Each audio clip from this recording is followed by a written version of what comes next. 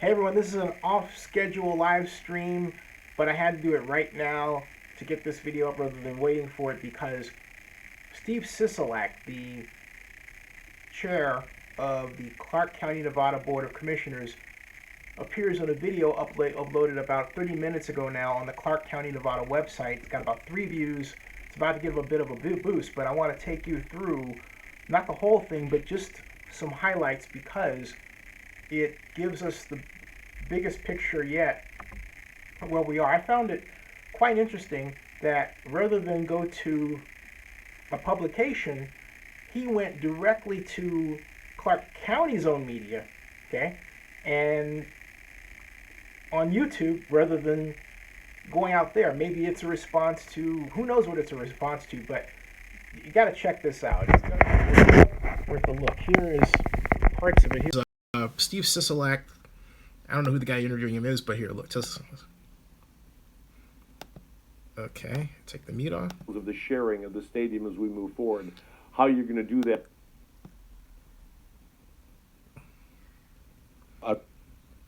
This is where he talks about coming up is the UNLV lease agreement. Okay, this is where Sisolak talks about the UNLV lease agreement. I want you to listen carefully. Keep in mind that the Raiders-UNLV relationship started in January, actually really before January 2016, and in terms of documented evidence, January 28th of 2016. The Raiders were looking for a stadium home in the Las Vegas Valley even before the Oakland lease matter that Mark Davis claimed caused him to then look for a stadium in the Las Vegas Valley. Not so. But point is, they've had about a year and a half now, almost, to come to a lease agreement. They're still not there, and here are the particulars. Listen to this. Just not even at the ground level. Listen to this. That's, in a lot of ways, seems to be kind of a forgotten component of this stadium. Coach Tony Sanchez and the Rebels football team, this is a great tool and something great that is needed for our football program here. Absolutely, and I've spoken to Coach Sanchez, and he certainly hasn't forgotten, and the team has, and it's extremely important to them. Sometimes it gets lost in the overall idea of the Raiders coming here, but the Raiders have been extremely supportive in terms of UNLV football and having their own branding and identity in the stadium. One of the next documents that are going to have to be signed is a joint operating agreement with UNLV. That'll call for the actual details of the sharing of the stadium as we move forward. How you're going to do that on a game-by-game basis. If they're going to get a percentage of the concessions, if they're going to try to outlet the concessions on their own.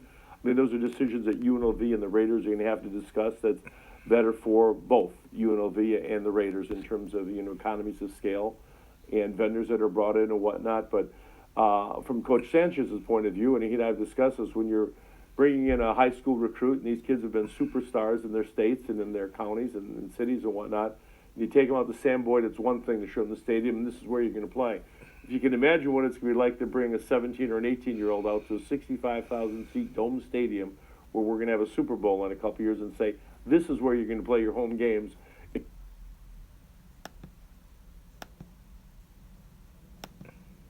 It's still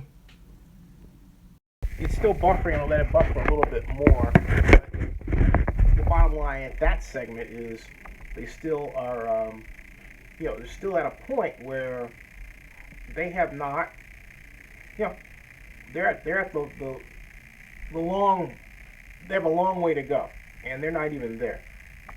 So he's trying to get to a point where, let's see here. What are we going to learn from the arena? Here we go. Okay, some more technical difficulties, and we'll go back to some other comments he made. At the same time, Commissioner, you brought up the same concerns that I'm sure. Now also they talked in this video.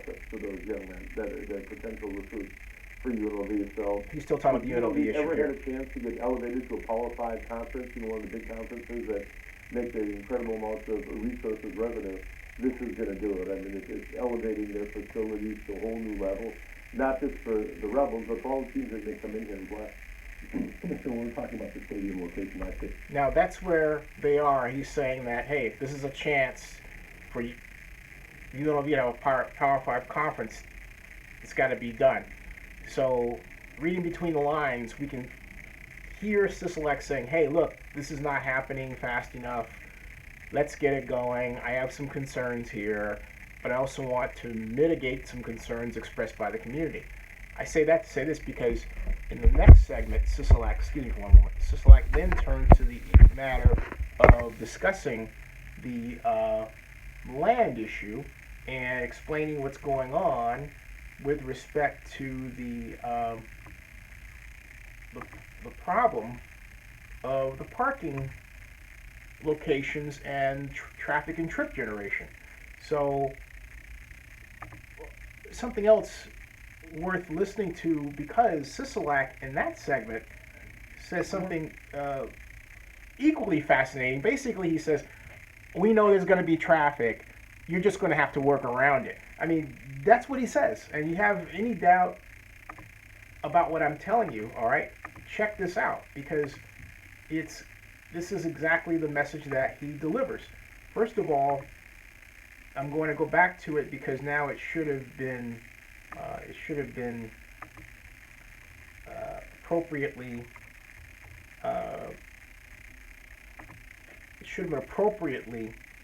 thank you for the thumbs up there. It should have been appropriately buffered. So let me take you back to that segment where we hear Commissioner Sisolak talk about the traffic issue. Here's Steve Sisolak's issue right now. Dean and Russell, I think, except for one person down the street here, was slightly against that location. Everyone else is pretty much in agreement that this is the right place to be at. But even at the same time, Commissioner, you brought up the same concerns that I'm sure people in the public do, and the simple ones, parking and traffic. You're absolutely right. And traffic we can solve. Traffic can be solved by, ingress and egress changes, putting some on-ramps and off-ramps into the parking lot to get people there. But there is an issue as it relates to traffic, and the Raiders have been incredible in terms of dealing. They understand the problem. They're trying to get a grasp right now of what the demographic of the fan is going to be. How many of those 65,000 people are going to be walking across the bridges from the Strip, that are going to be people that flew in to come to the games, that are going to buy tickets even though they might be living in Oakland now or in LA, but they'll buy tickets and they'll be staying in a hotel for the weekend to come to the game. How many of them are going to be that? How many are going to be locals? Are going to be driving from Spring Valley, from Green Valley, from Summerlin to get to the game? How many of them are going to be driving? How many of them are going to be taking mass transit or renting a cab or an Uber or that sort of thing? And then how many spaces are technically going to be needed in order to park those cars? And traffic we can resolve. Parking is going to be something that they're working on. They're looking at a lot of options now, purchasing some other land and satellite parking and bringing folks in on the shuttle. I know some of the hotels, the local hotels, have been interested in having their own shuttle to attract people to go to a Green Valley or a Red Rock and have breakfast there and enjoy yourself. Hey, hold on a second. I want to get that noted. Purchasing some land, which means that they expect the Raiders to purchase the land, which is interesting because the law says that the stadium owner, not the developer, has to purchase the land, okay? And that really means not Clark County, but the Las Vegas Stadium Authority should be the one purchasing the land, but he said that the Raiders are looking at purchasing the land. That's really fascinating, really a fascinating little bit there to note. Something else too, one moment, because I'm gonna go and tweet out my portion of this to make sure that it is known and seen as I'm doing this. This is quite update. I'm going to put this out and make sure I'm putting this out on, and I'm going to tag Mr. Sisolak's channel here. Remember, we were going live and he was recording. See, Steve Sisolak, you should have come on my channel, I have called and invited you, but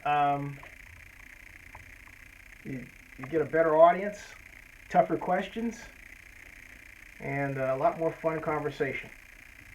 So, he hadn't even tagged this on his own Twitter account. That's, so there we go. It's now out there on Twitter, even on his account, and we're still going. Now, I'm going to go back there, and go back to Mr. Sisolak's discussion, and I want you to hear what he says about traffic. I want you to hear what he says about traffic as he goes back, because he talks about, as we go back to listening to Steve Sisolak talk about the Oakland Raiders Las Vegas Stadium negotiations progress. Maybe gamble a little bit and then get on the bus and come into the game, and they'll take you back to Red Rock, and then you get in your car and you can go home, so it'll make it easier. So they're trying to put all of those ingredients together to see exactly what's going to be necessary, but they understand the challenges that exist, and they're working hard with the county to come to a resolution.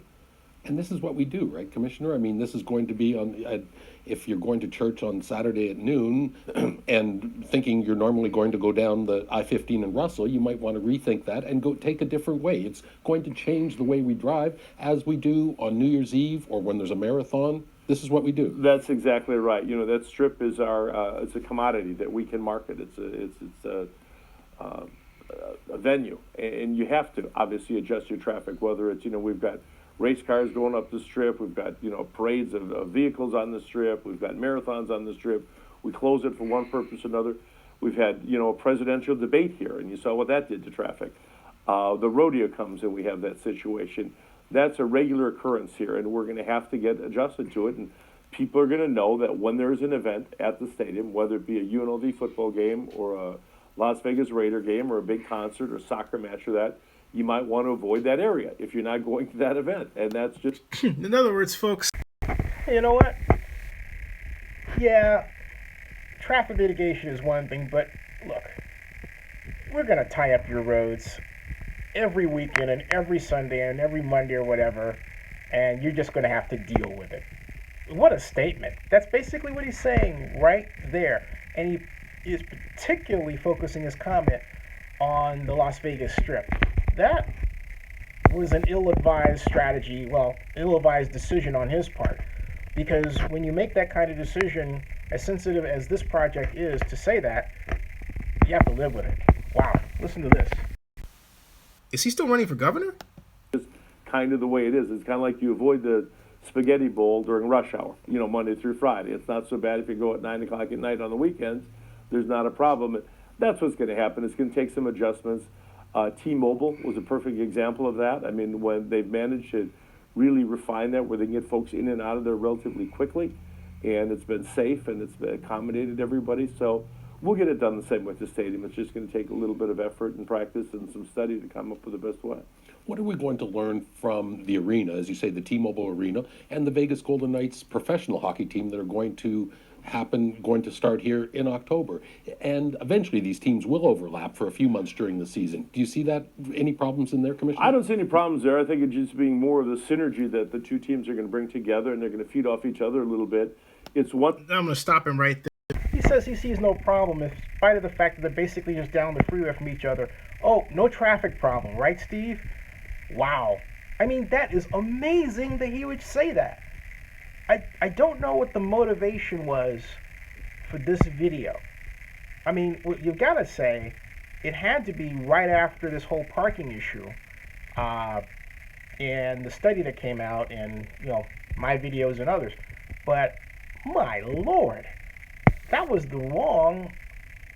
it's not going to be a problem. T-Mobile, let's say that the Stanley Cup final happens to be at T-Mobile, and well, that's a bad example because it's off center. Let's say that hockey gets started, and you got football starting. You have the games letting out about the same time. You can forget being able to move around in that area if that happens. That's not going to happen. And if you're going to take Uber or Lyft or whatever kind of ride-sharing app that is operational, then you're going to pay up the you-know-what to use it just to get a half mile down the street. That is going to be awful. But, he seems to want to force that on people. They seem to be quite ready to do that. The question is, how are they coming with the negotiations? Let me fast forward a bit. There's some other issues I want to... he talks about the development agreement. So I think that's here. Hold on a second. That built into this study before we actually have the football stadium. How are you going to get those cars in and out of the T-Mobile parking lot? and they're aware that it's something that they have to be cognizant of. They have to make accommodations for as they move forward. And I don't know the percentage of the Golden Knights fans that are going to be coming off the Strip and the percentage that are going to be coming from our neighborhoods, but we're going to have that data in order to analyze it. It's going to help us with the football stadium. And in the future now, Commissioner, you and the Board of County Commissioners, and I guess I wouldn't say difficult, it's a good word. There's going No, here it is. my point of view, it's, the development agreement is difficult. It's not, it's time consuming. I wouldn't say difficult, it's a good word. There's going to have to be a lot of negotiation in terms of what they're responsible for. And once we get that done in the high impact project, which is what this is because of the amount of trips and the size of this venue that's going to exist, we're going to have to deal with the permitting and the inspection and the county employees, the county family. We've had a couple of meetings with the Raider folks that have just been absolutely incredible. I mean, there was just a huge connection between wanting to be a part of building a stadium and saying that you were there and you made some small contribution to it. It's one thing when you're part of building a hotel or a shopping center or whatnot, but stadiums don't come along very often, obviously, and this is a once-in-a-lifetime opportunity for most people to have just a small part of it and to know when you went there that you had a little bit of a part of it. So it's going to take a lot of extra work on behalf of the county. I know our county family is up to that. We're ready to meet any challenge, and it's a tight timeline, but I'm confident we can get it done. Okay, basically I'm going to skip over all this because you got the NFL stuff Look at in. an investor that put in $500 million. And then I want you to hear this. He talks about Bill Foley, but he doesn't mention Sheldon Adelson. This is interesting to me. Same thing, but for Bill Foley. You hear this? Listen to Same this. thing, but for Bill Foley, I don't think we'd have ever gotten the Raiders. The fact that the NHL was willing to Did you hear look that? at an investor that put in $500 million. You hear that? He said they wouldn't have gotten the Raiders but for Bill Foley, the guy that brought that brought NHL hockey. He didn't mention at all Adelson. Listen, I'm not showing the part where he said that it was overlapped with NFL footage. I didn't want to use that, so that's why I turned and I'm listening, letting you hear that. Divine extension. And to invest that money and the name of the NHL, that brand, which is so important, and to tie that to Las Vegas says a lot about our community. And once the NHL did it, the NFL suddenly, the glass ceiling was broken. And Hey, so What? Sheldon who? Las Vegas Sands what? Who are they? Never heard of them. Oh, I forgot about them. Oh my God, I guess they just don't exist anymore. Wow. Hold on a second. we're going to have our own brand. You're going to be Golden Knights fans and Raiders fans, which is our community. Prior to this, we had the Rebels, which is great, but it's not at the professional level. So it's something to be very, very proud of, and I think it'll cause an awful lot of community pride and energy. a few years from now, I look forward to seeing you in a split jersey with green and gold on one side and silver and black on the other. You're still a Patriots fan and a Patriots or Packers fan, owner, I should say. It's still good. I still own part of the Packers. I have my one share. That was a clever gimmick that they did. That's going to be a tough game. wait, He is a Green Bay Packers fan. He even owns a share. And I'm wondering if he is the guy that used to chime in on live streams who said he was a Packers fan, but a Las Vegas dweller under questioning. Ah, the plot thickens. Quite interesting, okay?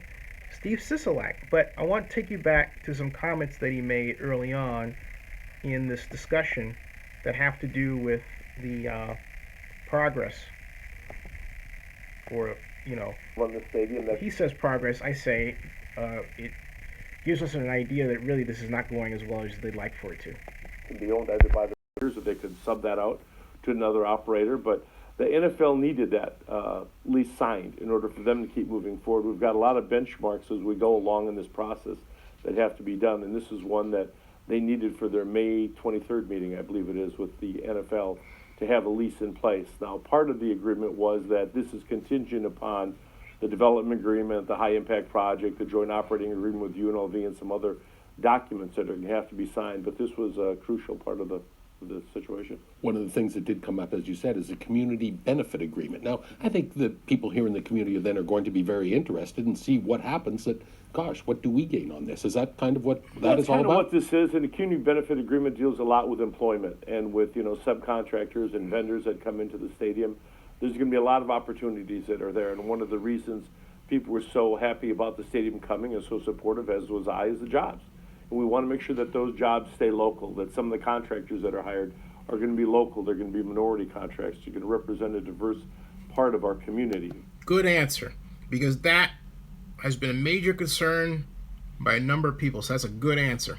The ones that are going to be chosen. The same is true for the vendors, the one who's going to be selling the coffee and the beer and the pizza and hot dogs. We want to make sure that we get our share of minority and local businesses in there, similar to how we have the operation done at the airport, that they've been so great about making sure that there's an integrated part of the local community in there, and thus the community gets a benefit from the jobs. Those are many of the things after the fact. Obviously, on the upfront side, Local 857, the members, you've probably become very intimate with many of them. Now, he means 872, not 857. You made a mistake. Okay, so moving forward in the conversation. Hard hats, and they're all in on this project, and they're Raider fans, but most importantly, We got that. Okay. That's where he talks about the Rebels. So, You get an idea, excuse me, for where the project really is, which means, and I've said it before, we've got a long way to go. And again, UNLV, far from done. The community issue, benefits issue, not done. The parking and transportation, the news that the Raiders have to buy land, that's important new information. That they're basically saying to the Raiders, okay, you got to buy this land, which even though, and they're saying that even though Clark County's own law says that the stadium owner has to buy it and not the developer. So those are some of the more interesting salient points that have come out of this. And yeah, so stay tuned to Zenny62 for more. This is a quick live stream I wanted to get done and out of the way. And we'll be back for more. See you guys. See everybody. All right.